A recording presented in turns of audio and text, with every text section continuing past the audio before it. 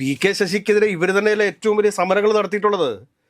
ഇവരെന്തെല്ലാം വലിയ സമരങ്ങളാണ് P K ശശിക്കെതിരെ നടത്തിയിട്ടുള്ളത്. P K ശശിയുമായി ബന്ധപ്പെടുത്തി സ്ത്രീ വിഷയവുമായിട്ട് ബന്ധപ്പെടുത്തി ലൈംഗിക ആരോപണങ്ങൾ ഉയർത്തിക്കൊണ്ട് വന്നത് കോൺഗ്രസ് തന്നെയല്ലേ. ആ കോൺഗ്രസ് തന്നെ പി കെ ശശിയെ ക്ഷണിച്ചു കോൺഗ്രസിലേക്ക് കൊണ്ടുപോകും. ഒരു നിലപാട് പറയണമല്ലോ. നിലപാടുകളുടെ രാജകുമാരനാണല്ലോ ഈ പറഞ്ഞ വി ഡി സതീശൻ.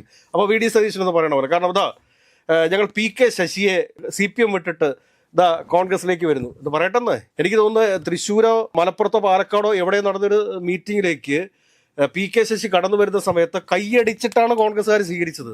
അതിനു മുമ്പ് ഒന്നാം പിണറായി മന്ത്രിസഭയുടെ കാലഘട്ടത്തിലാണ് തോന്നുന്നു പി കെ ശശിക്കെതിരെ ലൈംഗിക ആരോപണം ഉയർന്ന സമയത്ത് പി കെ ശ്രീമതിയെയും AK ബാലനെയും തീവ്രത അളക്കാൻ വിട്ടു എന്നൊക്കെയുള്ള രീതിയിൽ എത്ര ട്രോളുകൾ CPM നേരെ ഉതിർത്തുവിട്ടതാണ്. അങ്ങനെ ആ ട്രോളുകൾക്ക് കാരണമായിട്ടുള്ള പി കെ ശശിയെ കോൺഗ്രസ് സ്വീകരിക്കുന്നു എന്നുണ്ടെങ്കിൽ ഒന്ന് ആലോചിച്ച് നോക്ക്. അവരുടെ നിലപാടും അവരുടെ ക്രെഡിബിലിറ്റി എന്താണെന്ന് ഒന്ന് ആലോചിച്ച് നോക്ക്.